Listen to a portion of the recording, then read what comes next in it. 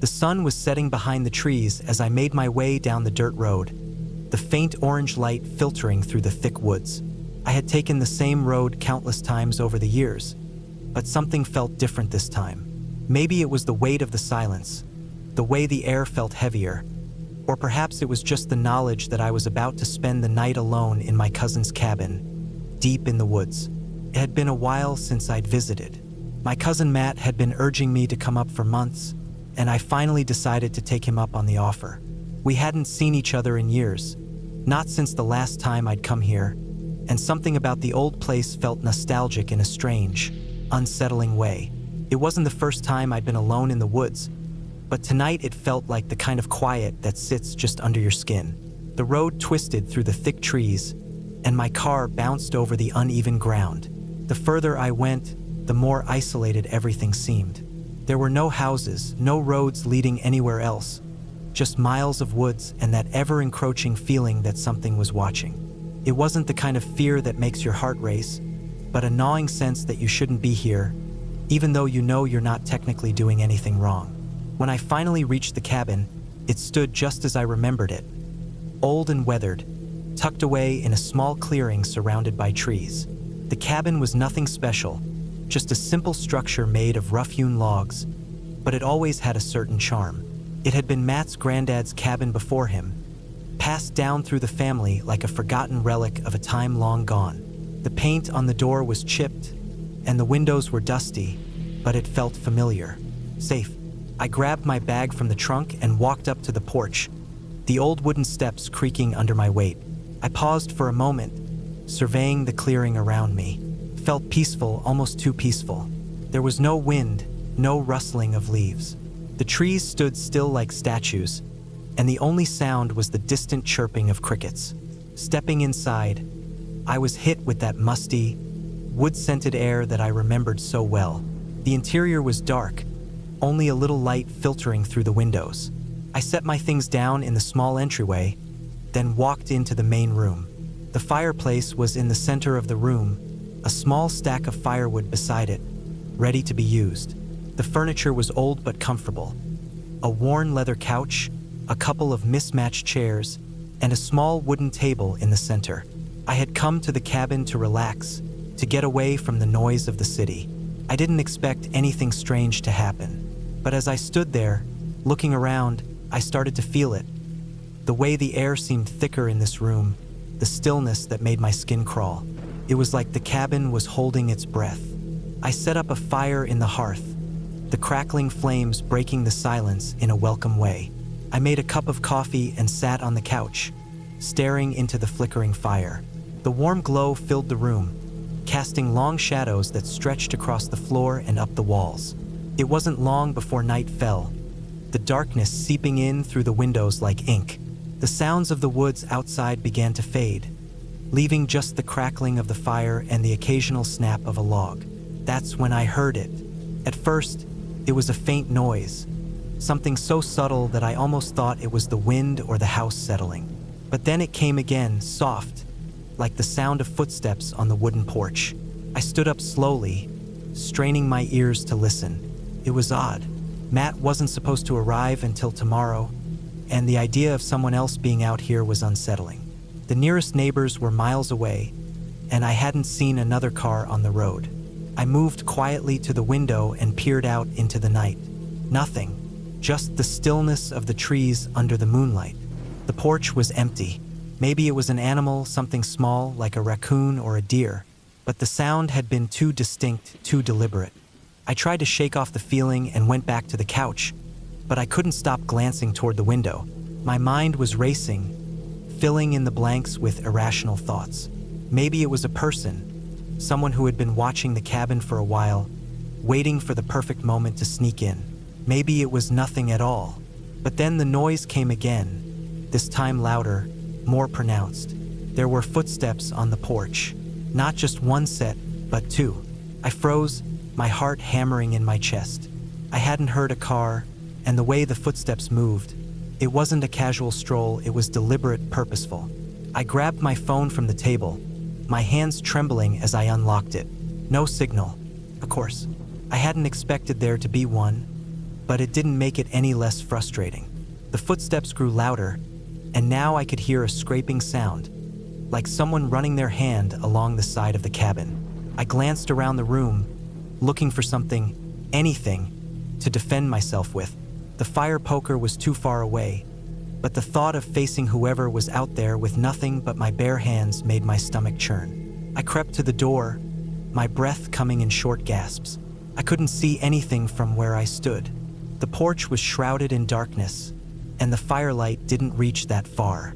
I waited, holding my breath, listening. The footsteps had stopped, and all I could hear was the faint rustling of the trees. Maybe it was just an animal after all. And then the door rattled. It was a soft sound, but it was enough to make my blood run cold. Someone was out there trying to open the door.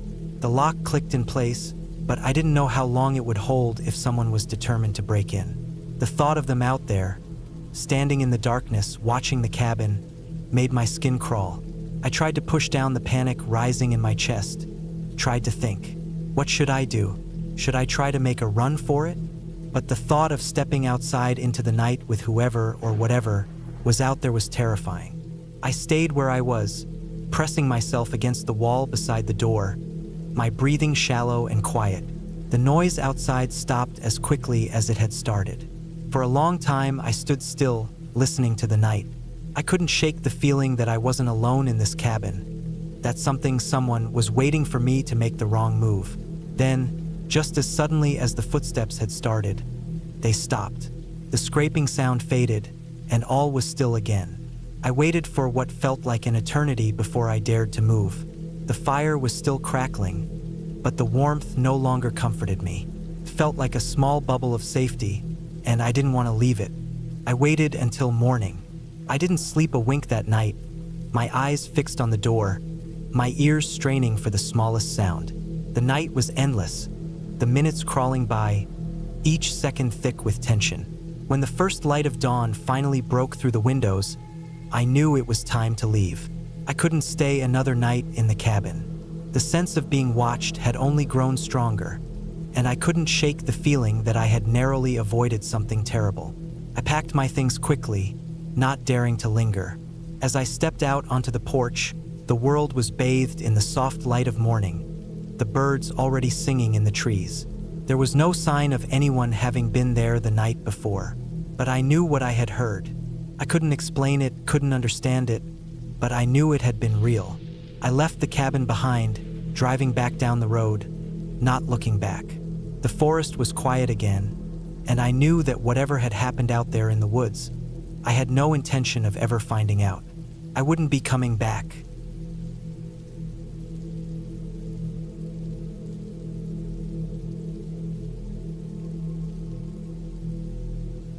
I had always craved solitude, especially after everything that had happened in the past year.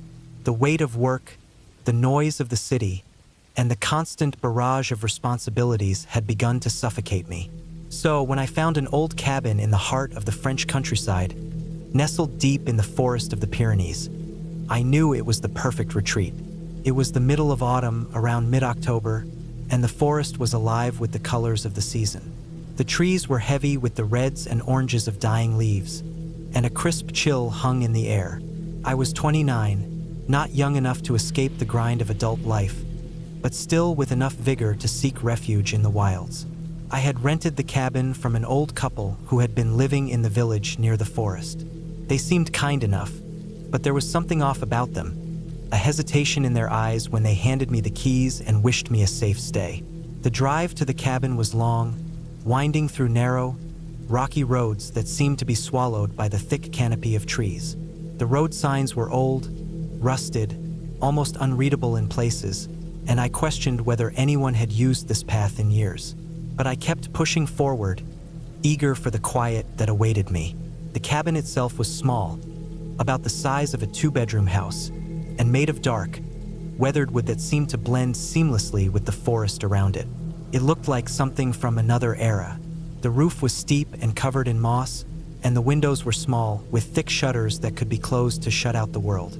I was struck by how remote it felt, the nearest village a good hour away by car, and the only sounds in the air were the rustling of leaves and the occasional call of a bird. There was a feeling of history here, like the land had been untouched by time. Inside, the cabin was warm, if a little musty. The furniture was old, but solid, and the wooden floors creaked underfoot, as if they had stories to tell. There was a small stone fireplace in the living room, and I wasted no time in starting a fire, the warmth quickly chasing away the cool autumn air. The kitchen was simple, equipped with the basics: a gas stove, a few pans, and a small refrigerator that hummed quietly in the corner. The bedroom had a heavy quilt on the bed, with thick curtains that blocked out the fading light from outside. I immediately felt at home. I spent the first few days in the cabin enjoying the peace I had longed for. I woke early to the sound of birds chirping, went on long hikes through the forest, and spent hours reading by the fire at night. There was something strangely comforting about the isolation. But as the days passed, a sense of unease started to creep in, like something was subtly off, just out of sight, always lingering in the corner of my mind. It began with small things. The wind, for one. It howled through the trees at night, but it sounded different, strangled, almost like it was trying to speak. I convinced myself it was just the forest, the natural sounds of the woods. But there was a certain pattern to the gusts, as though the wind itself was trying to communicate something. One evening, while I was sitting on the porch with a cup of tea, I noticed a faint movement in the trees. It was too far away to make out clearly, but I saw something or someone moving between the trunks. It was only a fleeting glimpse, and I quickly dismissed it as my eyes playing tricks on me. But the hairs on the back of my neck stood up, and I felt an uncomfortable chill run down my spine. The next morning, I set out on a hike deeper into the forest, hoping to shake off the growing sense of unease. The forest was thick with pines, their needles carpeting the ground in a soft, spongy layer.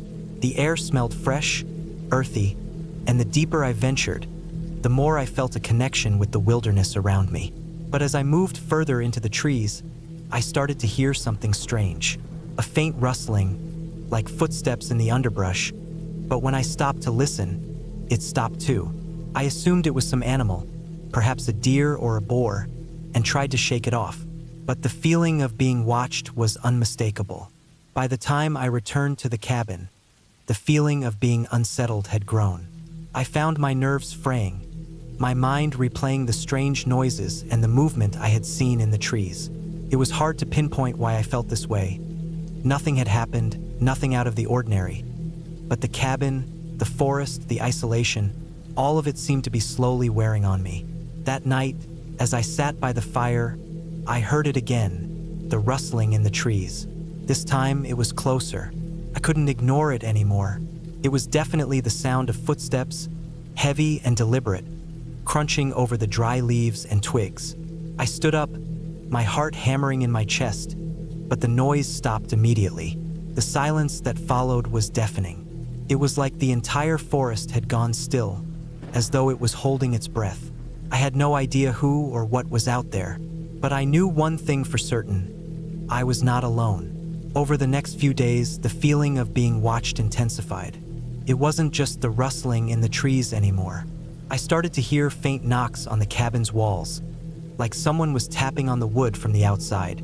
I checked the windows, but there was nothing. The knocks would come in rhythmic intervals, always at night, always when the fire was low, and it was as if something was trying to get my attention. One morning, I woke up to find the door to the cabin slightly ajar. I was sure I had locked it the night before. The wind had been calm when I went to bed, and there was no logical explanation for how it could have opened. I couldn't shake the feeling that someone had been inside. The strange thing was, nothing had been disturbed. There were no footprints outside, no signs of anyone having been around. It was as though the door had opened on its own. I decided to investigate the area around the cabin. I checked the perimeter, looking for anything unusual. That's when I found the footprints. They were small, too small to be mine, and they led into the woods. I followed them, my mind racing with all the possibilities. Maybe it was just someone from the village, a hunter or a hiker, but the closer I got to the edge of the forest, the more it felt like the woods themselves were pulling me in. The tracks led to a clearing I had never seen before, a place that felt wrong. The trees here were twisted, their trunks gnarled and bent, as if something had warped them. In the center of the clearing was a large, flat stone, half covered in moss and dirt. It looked ancient, out of place, like it had been here for centuries. As I stepped closer, I felt the air grow colder, a chill settling in my bones. Then I heard it again, the footsteps. But this time, they weren't behind me. They were in front of me, moving toward the clearing. I turned, my heart racing, but there was no one there. Just the trees, the stone, and the oppressive silence. I couldn't explain it. My rational mind screamed at me to leave, to head back to the cabin and lock myself inside. But something compelled me to stay, to see this through, to understand what was happening. The urge was overwhelming. And then, as the sun dipped behind the trees, I saw it. A figure, just a silhouette at first, emerged from the shadow of the forest. It was tall, thin, and seemed to blend with the trees, as though it were made of the same gnarled bark. I couldn't make out any features, only the shape, the movement, like it was waiting for me to acknowledge its presence. I froze, my breath caught in my throat, but the figure didn't move. It just stood there, watching. For what felt like an eternity, I stood frozen, unable to move. Finally, I forced myself to turn away and run back to the cabin. My heart pounded in my chest, my mind racing with confusion and fear. I didn't know what I had seen, but I knew I couldn't stay here any longer. That night, I packed my things and left. I drove back down the narrow, twisting roads without looking back. By the time I reached the village, the sun had set, and the streets were empty, quiet. The old couple who had rented me the cabin were gone, their house dark and still.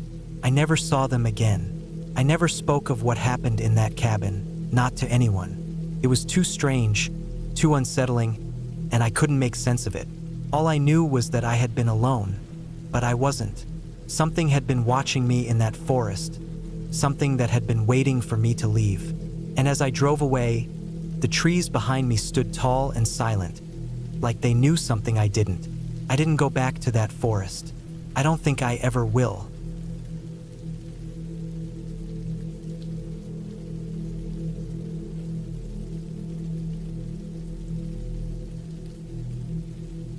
I'd been craving some time alone, a chance to disconnect from everything.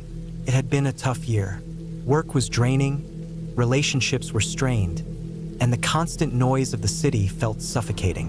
So, I found an old cabin online, in a secluded spot out in the woods. No phone service, no neighbors for miles, just me, the trees, and whatever silence I could get.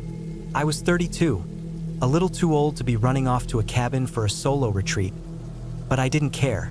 I rented a Jeep, threw some gear in the back, and drove for hours, heading deeper into a stretch of forest that felt like it belonged to a different world entirely. I remember the drive being long and winding, with the trees growing thicker as I went, the roads narrowing, until there was just enough space for my car to squeeze through. The sun was setting by the time I got close, painting the sky with a mix of purple and orange. The cabin itself wasn't much to look at. Old, rustic, but solid enough. It had a wraparound porch and a sloping roof that seemed to sag under the weight of years of snow and rain. There were no neighbors nearby, no signs of life, just trees and the occasional bird call breaking the silence. I stepped out of the Jeep and stretched, feeling the cold air hit my face. I was in the middle of nowhere, but it was peaceful. For the first time in months, I could feel my shoulders drop, the tension easing. I grabbed my bags from the trunk and made my way up the creaky steps to the front door. The wood was weathered but held together. The door opened with a loud groan, revealing a small, dimly lit living room. There was a fireplace at the far wall and a few mismatched chairs around a wooden table. I could already tell that this place hadn't seen many guests over the years. Dust lay thick over everything, and the air smelled musty, like it hadn't been aired out in a long time. The windows were grimy, and a heavy smell of pine sap mixed with the faint scent of mildew lingered in the corners. But it was fine. I wasn't expecting luxury, just a roof over my head and the quiet to clear my mind. I spent the next few hours unpacking, sweeping out some of the dust, and setting up a fire. By the time the sun had fully set, I was sitting on the couch with a cup of tea, the warm glow of the fire lighting up the room. Felt like I could finally breathe. The first night was uneventful. The wind howled outside, and the trees creaked under its pressure, but the cabin was sturdy, and I felt safe. The silence of the woods was the only sound that kept me company as I drifted off to sleep. The next morning, I woke up early. The sun was just beginning to filter through the cracks in the curtains. I got up, stretched, and stepped outside, breathing in the cold morning air. The landscape was breathtaking. The snow had started to fall again, light flakes drifting down from the sky, blanketing the ground in white. The trees were still, their branches heavy with snow. I spent the next few days hiking around the area, enjoying the solitude. The woods were peaceful, but there was something strange about the silence here. It was too perfect. Not a single bird, no animals rustling in the underbrush. It wasn't that there was no life in the woods. It just felt like something was holding its breath, waiting. By the third day, I began to feel it, that nagging sense of unease that I couldn't shake. It wasn't much at first, just a quiet feeling that maybe I wasn't as alone as I thought. I'd hear the occasional snap of a twig behind me when I was walking, or a low rustle in the trees, but when I turned around, there was nothing, just the quiet, just the wind. One afternoon, I decided to head out on a longer hike, heading deeper into the woods, further away from the cabin. The trail wasn't marked, but I figured I could follow my tracks back if I got lost. I had been hiking for a couple of hours when I stumbled across something odd. A pile of broken branches and dried leaves in a small clearing. At first, I thought it was just the wind, but as I moved closer, I noticed that the branches weren't scattered naturally. They were arranged in a circle. It wasn't huge, but it was too neat to be random. I stared at it for a few moments, trying to make sense of it. There was no way someone had been out here recently. The ground was undisturbed, the air still. The whole area felt untouched, except for this strange little arrangement. I stepped into the circle, and as soon as I did, I felt it. A sudden shift in the air around me. Coldness, a tightness in my chest. I turned around, looking over my shoulder like I was being watched, but nothing was there. Just the woods, quiet and unfeeling. I didn't linger any longer. The hairs on the back of my neck stood up as I turned and headed back toward the cabin, the uneasy feeling settling deeper into my bones. When I got back, I found that the door to the cabin was wide open. I hadn't left it open. I was sure of it. I hadn't even touched it when I'd left. My stomach churned. It was silly, but I felt like something had been inside. Something had been there, just waiting. I checked the place just to make sure. Nothing seemed out of place. Nothing was missing, but I couldn't shake the feeling. The rest of the evening was a blur, my mind racing, jumping at every little noise. The crack of wood, the whistle of wind through the trees, the creak of the cabin settling. I decided I'd leave the next morning. This whole thing had started to feel off. The silence, the strange feeling in the woods, the open door. It wasn't worth it. That night, the wind picked up. It howled through the trees like a living thing. Couldn't sleep. I kept hearing things. Footsteps, breathing, always just out of reach, always too quiet to be certain. I pulled the covers over my head and tried to ignore it, but the unease kept building, pressing down on me until I couldn't take it anymore. I got up, grabbed my jacket, and stepped outside onto the porch, desperate for a breath of fresh air. The snow was falling harder now, and the trees around the cabin groaned under its weight. The world seemed so still, but I could feel it, the weight of the forest, the weight of something waiting. That's when I saw it. A figure just at the edge of the tree line. A shadow too tall to be an animal, too still to be a person. I couldn't make out any details, but I could feel its presence, like it was watching me, studying me from the dark. I froze, my heart racing. My breath came in short, quick gasps, and I had to force myself to look away. The figure didn't move. It just stood there, motionless. I backed into the cabin, my mind spinning, my hands trembling. I locked the door behind me and sat in the dark, listening to the wind, my pulse hammering in my ears. The rest of the night passed slowly, each minute stretching on longer than the last. I didn't dare look out the window again. I didn't sleep. I just waited, and when morning finally came, I packed my things and left, not looking back. As I drove away, I felt the weight lift. The unease, the feeling of being watched, it all started to fade. But one thing stuck with me. I remembered the circle of branches in the woods, the way it had felt unnatural, like a warning. I never went back to that cabin.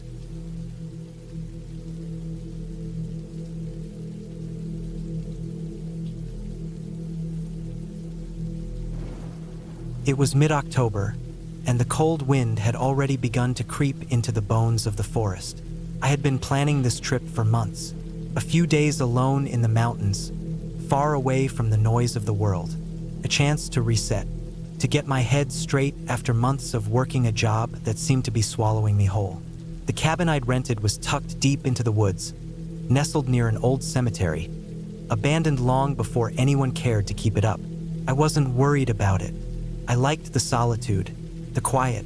There was something comforting about being completely alone with only the sound of the wind and the rustling of leaves for company.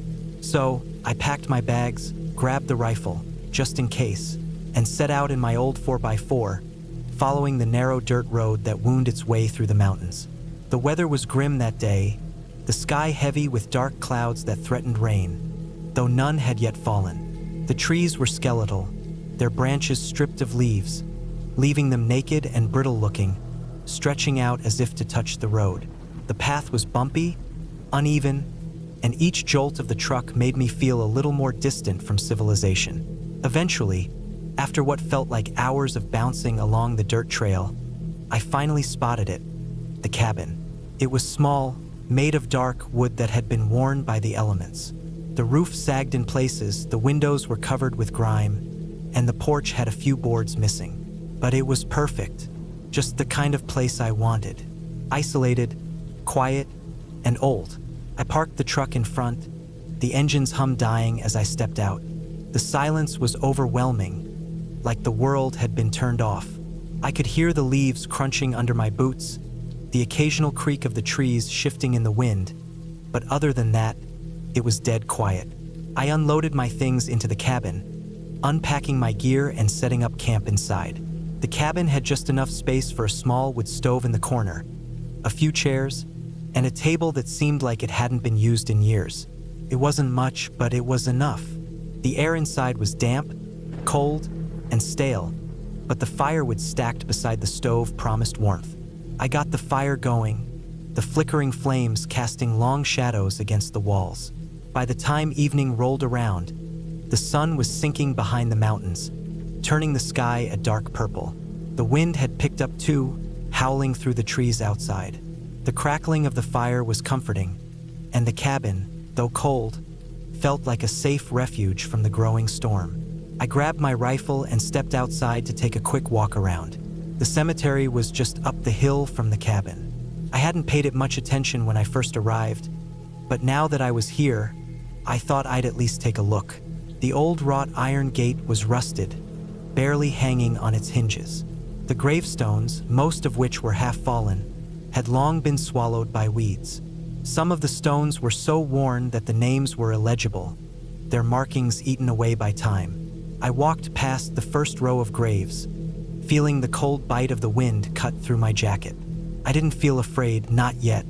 I'd been in remote places before, places that were much more desolate than this. I wasn't superstitious, but something about this place. Maybe it was the way the wind whistled through the trees, or the way the graves seemed to watch me, left a strange unease in my chest. I stood for a moment, just looking at the graves, before deciding to head back to the cabin. The temperature was dropping quickly now, and the wind had become a steady, biting chill. I didn't want to get caught outside after dark. As I turned to leave, I heard something, a faint sound, almost like footsteps crunching through the dry leaves. My hand instinctively went to my rifle, but I paused, trying to shake off the feeling. It was probably just an animal, maybe a deer or a raccoon. Still, I couldn't shake the sensation of being watched. I hurried back down the hill, the crunching of the leaves growing louder behind me. But when I glanced over my shoulder, there was nothing there. Back inside the cabin, I locked the door behind me and stoked the fire. The wind outside was howling now, the trees creaking like they were about to snap. The shadows in the cabin seemed deeper than before, stretching unnaturally across the walls. I tried to shrug off the creeping feeling of unease, but the silence in the cabin felt heavier now. I decided to eat something, grabbing a can of beans from my bag and heating them up on the stove. I couldn't help but glance toward the window, the darkness outside pressing against the glass. The storm had started to rain, the drops hitting the roof like a drumbeat. As I sat there, eating my dinner and listening to the storm, I heard something again, a faint scratching sound coming from the door. My heart skipped a beat, and I froze, listening. The scratching continued, faint but persistent. It was too rhythmic to be an animal. I stood up slowly, my hand reaching for the rifle by the door. The storm outside raged louder, masking any other sound. The scratching stopped, replaced by a low thud, as though something heavy had dropped onto the porch. I slowly approached the door, heart pounding in my chest. I opened the door just a crack, rifle raised. There was nothing there, only the dark, rainy night. I stepped outside cautiously, the rain soaking through my jacket almost immediately. The porch was empty, save for a few fallen branches and leaves that had blown in. But then, I noticed something. A single, fresh set of footprints in the mud. They were large, heavy prints like someone had been standing there for a while. But there was no one in sight. My mind raced. Had someone been watching me? Had I missed them earlier when I was walking back from the cemetery? I backed into the cabin, closing the door with a heavy thud. My pulse was racing now, my mind replaying every noise, every movement. It felt as though something was waiting just outside, just beyond the door. I couldn't shake the feeling that I wasn't alone anymore. The night dragged on in a strange, unsettling quiet. The fire was low, and the storm outside didn't let up. I tried to distract myself, reading a book, but every creak of the cabin made me jump. It was almost as if the place was alive, groaning and shifting as the storm battered it from all sides. Around midnight, I heard a noise outside again. This time it was different. A loud thud, followed by the unmistakable sound of something dragging across the porch. It was slow, deliberate, like someone or something was pulling something heavy. I grabbed the rifle and made my way to the window, peering out into the darkness. Nothing, but the dragging sound continued. I turned the lights off, trying to minimize any glow that might make me visible from the outside. I felt my heart in my throat, my breath shallow as I stood in the dark, waiting. My eyes darted between the window and the door, straining to see any movement. Then I saw it, a figure standing at the edge of the yard, partially obscured by the trees. It was tall, too tall, and its movements were unnaturally slow. I couldn't make out any details, just a shape, swaying slightly in the wind. Couldn't breathe, couldn't think. I gripped the rifle so tightly my hands began to shake. It moved, slowly, deliberately, toward the cabin, but just as quickly as it had appeared, the figure vanished, disappeared into the trees as if it was never there at all. The dragging sound stopped. The silence returned. I stayed there for what felt like hours, just waiting for any sound. Anything that would tell me what was happening. But it was nothing. No more dragging. No more figures. By morning, the storm had passed, the sky clear and blue. The forest was eerily quiet, as if the night's events had never happened. I stepped outside, rifle slung over my shoulder, and examined the porch. There was nothing, no signs of anyone being there. No more footprints, no more dragging sounds. I packed up my things and left without a second thought. The cabin, though old and remote, was no longer a place of solace. It was a place of waiting, and I wasn't about to stick around to find out what had been watching me in the dark. As I drove away, the weight of the experience lifted from my chest, replaced by a strange relief. The cemetery was now just a distant memory in my rearview mirror, a place forgotten by time but not by something else. The silence of the forest had been deafening, but the quiet that followed was a relief.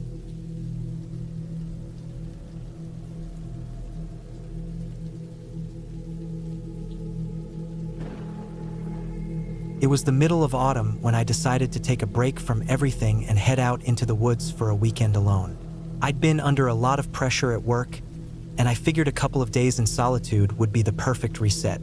So, I rented a small, secluded cabin about 30 miles outside of the nearest town. The place was old but seemed sturdy enough, located near the edge of a thick forest in the foothills of the Rocky Mountains. There were no neighbors for miles, just trees and rugged terrain. I arrived late in the afternoon, the sun already dipping low in the sky, casting long shadows over the landscape. The air was crisp, the kind of cool that made your breath visible in the fading light. I unloaded my gear, grabbed a flashlight, and checked the cabin's surroundings before heading inside. The place had that musty smell, the scent of wood and dust. The walls creaked a little as I moved through the rooms, but it was cozy. It was clear no one had lived there for a while, but it seemed well kept. I wasn't worried about being alone. The cabin was just far enough from civilization that I felt a sense of peace, but also just isolated enough to feel the weight of being completely cut off. Still, I wasn't particularly scared. I wasn't a rookie in the outdoors. I'd spent plenty of nights camping and hiking in remote areas, and I knew how to handle myself. Besides, I wasn't out here to look for trouble. I just wanted to relax. After settling in, I started a fire in the stove and unpacked my things. It wasn't long before the sun disappeared entirely, and the darkness outside grew absolute, the kind of darkness that swallowed everything. The only light came from the fire and a few lanterns I set up inside. There was a chill to the air now, but nothing too unbearable. I spent the next couple of hours cooking dinner, reading a book, and just listening to the quiet of the night. Around midnight, I noticed something strange. At first, it was barely noticeable. A faint sound, like a twig snapping. I froze, my hands still on the book I was holding. I stood up, listening. Nothing, just the wind rustling the leaves outside. I shrugged it off, figuring it was probably an animal or just the wind playing tricks. I went to bed soon after, my mind still running through thoughts about work and life. As I lay in bed, the wind picked up, howling through the trees outside. It was loud enough to drown out most other noises. I eventually fell asleep, but something stirred me in the middle of the night. A noise, a scraping sound. It was subtle at first, but unmistakable. A scraping against wood. I lay still, listening, the hairs on the back of my neck standing up. It was coming from outside. It sounded like something, or someone, was scraping their hands against the walls of the cabin. I held my breath, trying to make sense of it. Maybe it was a raccoon or something. I grabbed my flashlight from the bedside table and swung my legs over the edge of the bed. The sound stopped as soon as I moved, leaving a heavy silence in its wake. I stood up, grabbed my jacket, and went to the door. I swung it open cautiously, flashlight in hand. The light cut through the darkness, illuminating only the immediate area around the cabin. There was nothing, just the trees and the dark, winding path leading off into the woods. I stepped outside, listening. The wind had died down, but the feeling in the air had changed. There was something off about it, something tense, like the world was holding its breath. The only thing I could hear now was the sound of my own heartbeat pounding in my ears. I checked the perimeter of the cabin, walking around with my flashlight, but I didn't see anything unusual. No footprints, no signs of anything trying to get in. Just the quiet wilderness surrounding me. Still, I couldn't shake the feeling that something was wrong. The air was heavy with a strange energy, like it was thick with anticipation. I went back inside and locked the door behind me, but the unease stayed with me. I tried to ignore it, telling myself it was nothing. Maybe an animal had been near the cabin. Maybe I'd imagined the noise. But as I tried to sleep again, I kept hearing that scraping sound, now distant, but persistent. It was almost rhythmic, like something was walking around the cabin, dragging its fingers along the walls. My nerves were shot. Couldn't sleep, couldn't relax. I spent the rest of the night wide awake, every little noise setting my mind racing. The sounds of the night became sharper and clearer in the silence, every crack in the walls and creak of the floorboards amplifying my anxiety. When the first light of morning finally broke, I was exhausted. I didn't know what had kept me up all night, but I had the nagging feeling that it wasn't something normal. I decided to leave for the day, get away from the cabin, maybe find a nearby hiking trail to take my mind off things. I packed a small bag with food and water and made sure my rifle was loaded before heading out. As I walked down the path leading away from the cabin, I noticed more signs of disturbance. Broken branches, trampled leaves, nothing too obvious, but it was clear that something had been moving around in the area. I made my way through the woods for a few hours, not really heading anywhere specific. My nerves had settled a bit, but I still couldn't shake the feeling that something was out there, watching. I kept scanning the trees around me, listening for any sounds that might indicate someone or something was close by. As I rounded a bend in the trail, I saw something in the distance, a shape moving between the trees. It was hard to make out at first, but as it came closer, I could tell it was a person. A man, dressed in ragged clothes, stumbling along the path. His hair was long and tangled, his face obscured by a thick beard. He moved strangely, dragging his feet, like he was barely able to stand. I froze, unsure of what to do. This was the middle of nowhere. Who the hell was this guy? And why was he so far out here alone? I stepped back, trying to get out of sight, but the man didn't seem to notice me. He walked on, his eyes never leaving the ground in front of him. Something about his movements, his unnatural gait, the way his arms hung limp at his sides, set off alarm bells in my head. I waited for a few more minutes, watching him move further down the path before deciding to head back to the cabin. The hairs on the back of my neck were standing up again. It felt like something was closing in on me, and I didn't want to take any chances. When I returned to the cabin, it was late afternoon. The sun was starting to dip again, but this time I didn't feel like staying.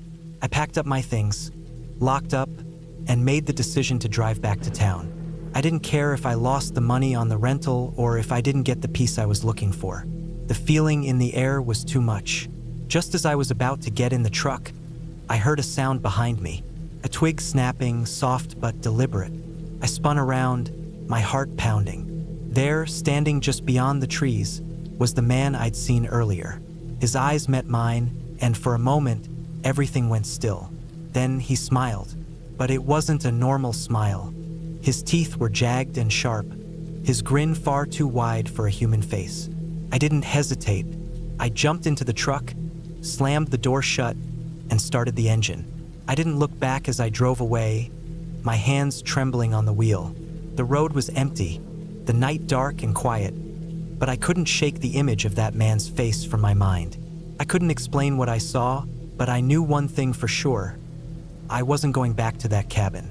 There was something in those woods, something that wasn't human, and it was waiting. I didn't stay in the area long enough to find out what else was out there. I don't know what happened to that man, or if I'll ever know the truth about what I saw that night. But I do know one thing. Some places are better left undisturbed, and some things in the woods are better left alone. It was the last time I ever set foot in those woods.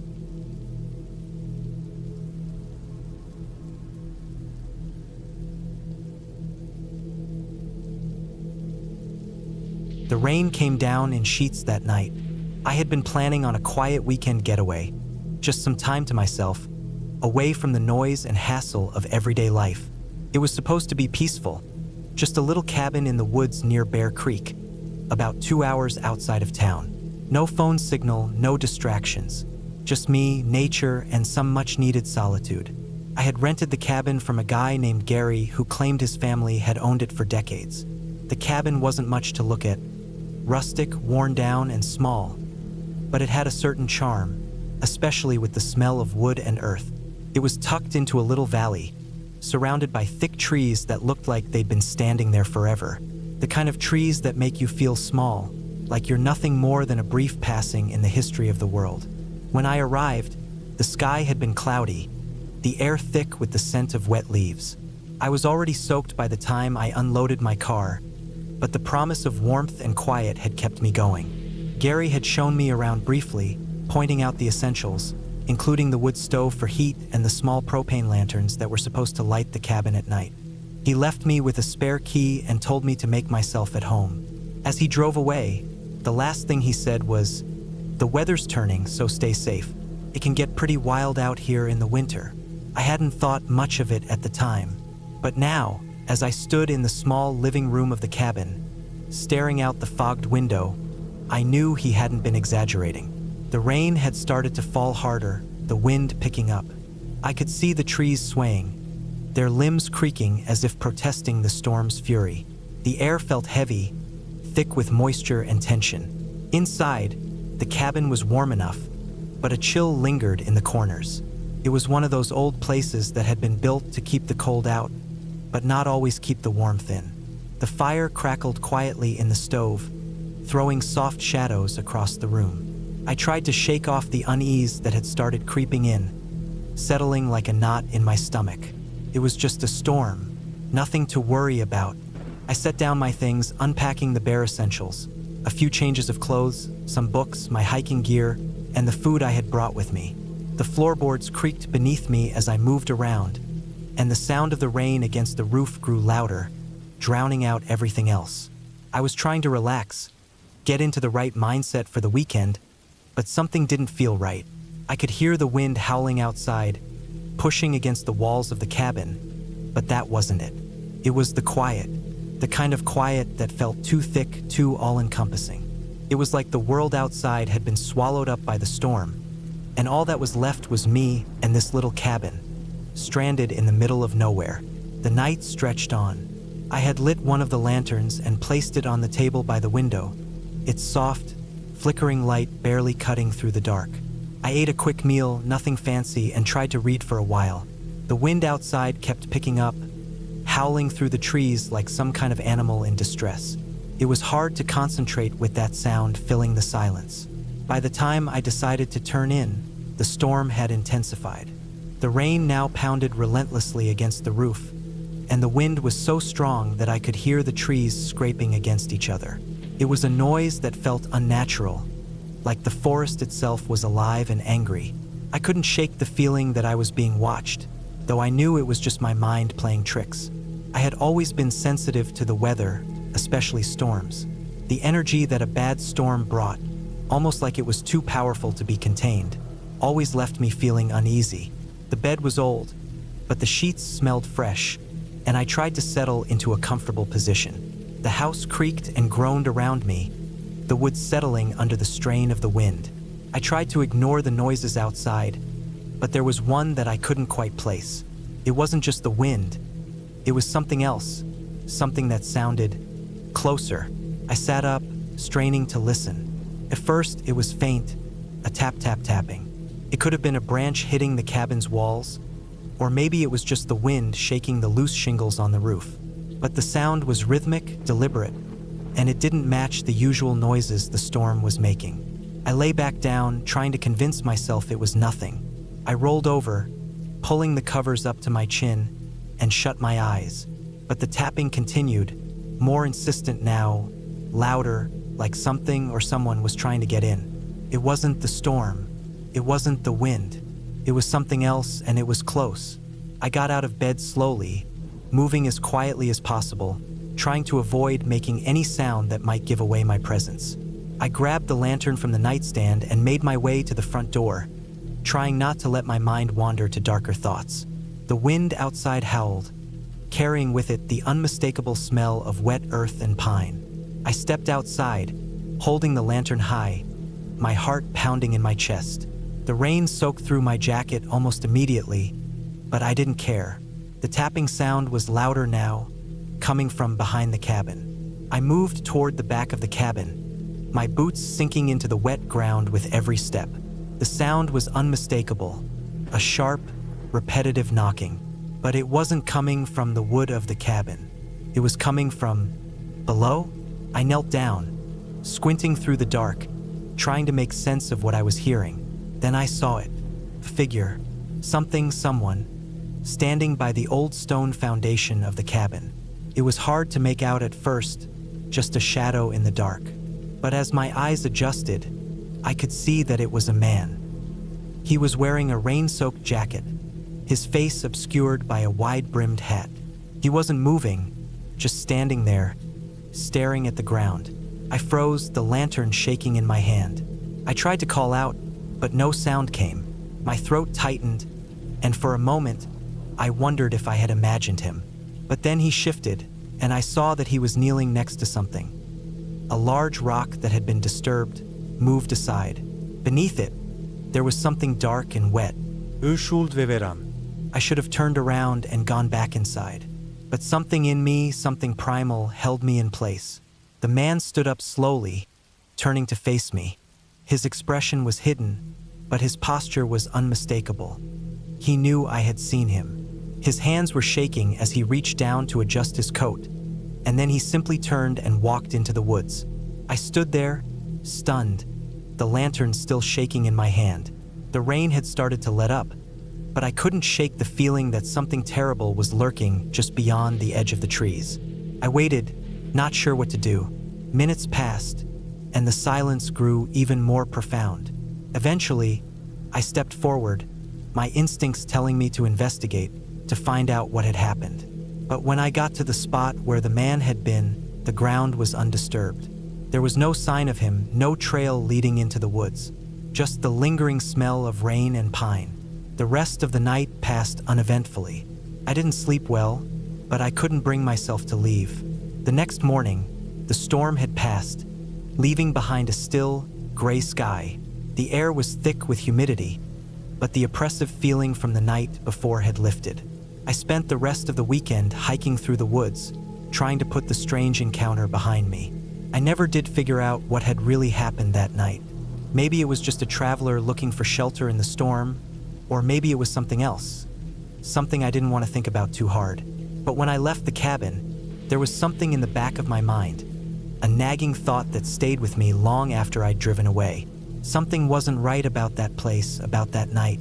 The man, the tapping, the way he vanished without a trace. It all felt wrong, like I had stumbled into something I wasn't meant to see. As I drove back towards civilization, the rain finally stopped, the sky clearing up, but I couldn't shake the feeling that whatever had happened out there in the woods, I was better off not knowing. I never went back to that cabin again.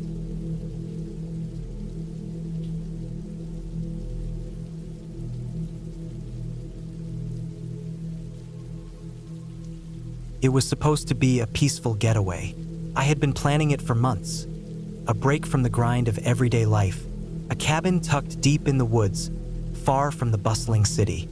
Just me, the quiet, and nature. The kind of place where I could unwind, maybe do some reading, maybe fish a bit if the mood struck me. I was 34 years old and had always enjoyed being outdoors. But this trip would turn out to be far from what I expected. In the end, it wasn't the peace and solitude that greeted me. Instead, I stumbled into a nightmare that would haunt me for the rest of my life. It was late autumn when I arrived, the air crisp and filled with the scent of pine. The drive had been long, winding through dirt roads that seemed to get narrower and darker the further I went. The sun had already dipped below the horizon by the time I reached the cabin, casting everything in a dusky blue. The cabin was exactly as the pictures had shown. A simple wooden structure with a slanted roof, sitting by a small, clear lake. There were a few trees scattered around, and the quiet was nearly suffocating. A cold wind rustled the leaves, and I could hear the occasional snap of a twig underfoot as I unpacked. Inside, the cabin was rustic but cozy. A wood-burning stove sat in the corner with a few chairs around a low coffee table. There was a small kitchen area with a refrigerator, microwave, and a sink. Everything looked well-maintained, but there was something about the place that felt off, like it hadn't been lived in for a while, but someone had just been there recently. I shook off the unease and settled in, lighting a fire in the stove. The warmth spread quickly, filling the room. I'd brought a few books, and I had planned to spend my time reading, fishing, maybe cooking a few meals over the open flame. But as night deepened, I couldn't shake the feeling that I wasn't alone. It started with the sound of footsteps outside. At first, I thought it was just an animal, maybe a deer or a raccoon. But the sound was too heavy, too deliberate.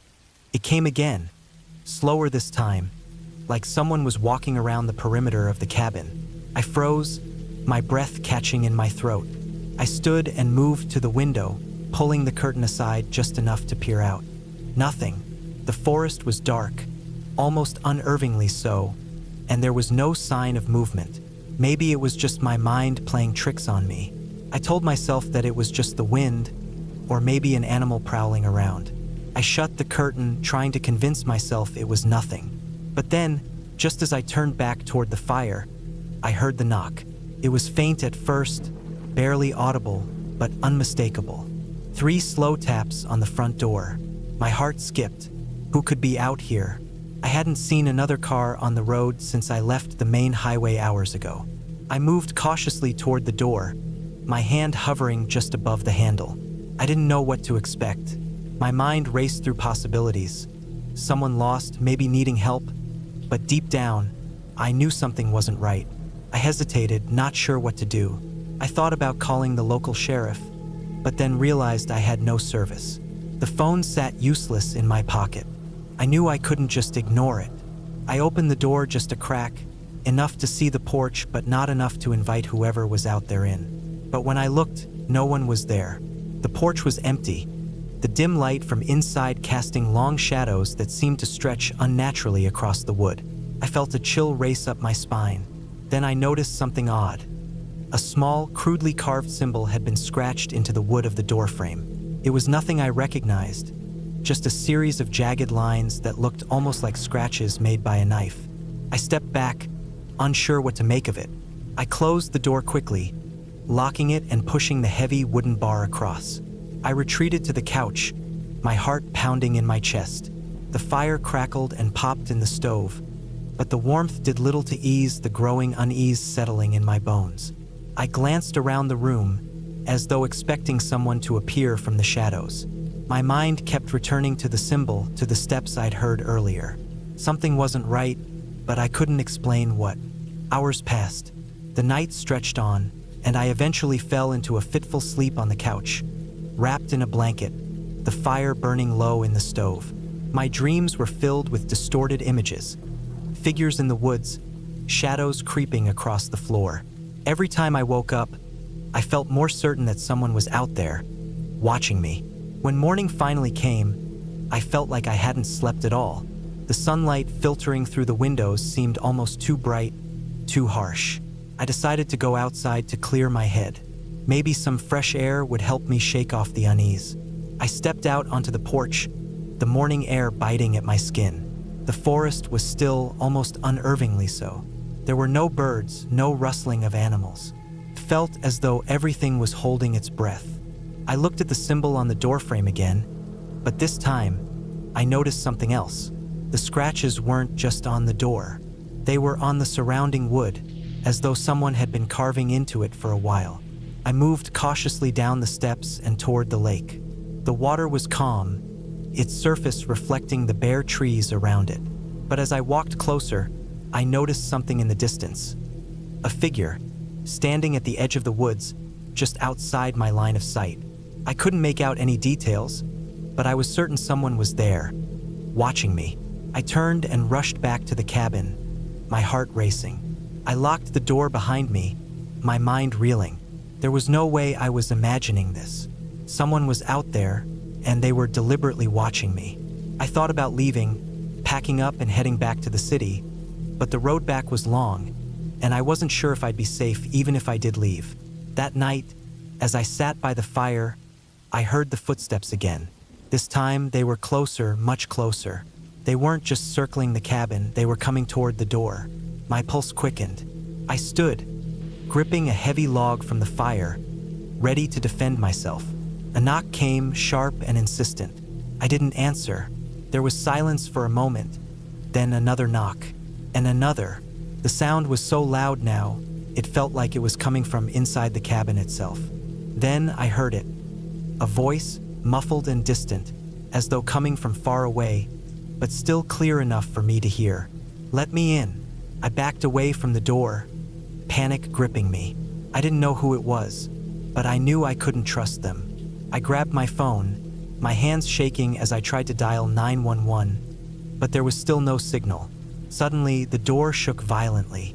Someone was trying to break in. I sprinted toward the window and peeked outside, my breath coming in shallow gasps. I could just make out a figure standing near the door, tall, broad-shouldered, wearing a dark jacket. But there was no way to see their face. I knew I had to act fast. I rushed to the back of the cabin, searching for anything that could be used as a weapon. I found a crowbar tucked under the porch steps, its metal surface cold against my hands. I stood in the shadows, waiting, heart pounding in my chest. The door creaked open, and I heard the figure step inside. For a split second, there was complete silence. Then I saw him, his face illuminated by the faint glow of the firelight. He was wearing a ski mask, and his eyes were cold, calculating. Without thinking, I lunged forward, swinging the crowbar with all my strength. I hit him square in the chest, and he staggered back, falling to the floor with a heavy thud. I didn't wait to see if he was down for good. I turned and ran, bursting out the back door and into the woods. I ran without looking back, my mind consumed by the fear of what might be lurking behind me. I didn't stop until I reached the road, where a passing car finally saw me and stopped. The driver, a man in his mid-40s, helped me into his car and drove me to the nearest town. The sheriff arrived at the cabin the next morning. They found the door open, the fire still smoldering in the stove, but there was no sign of the man. The only thing left behind was a bloody handprint on the doorframe. They never found out who he was. The sheriff said the cabin had been abandoned for years, and no one knew of any neighbors nearby. They offered me a ride back to the city, but I declined, opting to stay with friends instead. I never went back to that cabin. I don't think I'll ever be able to forget what happened there. And every time I hear footsteps in the distance, I wonder if the man is still out there, watching, waiting. I've learned one thing from this experience. Not everything is what it seems, and sometimes the most peaceful places can be the most dangerous.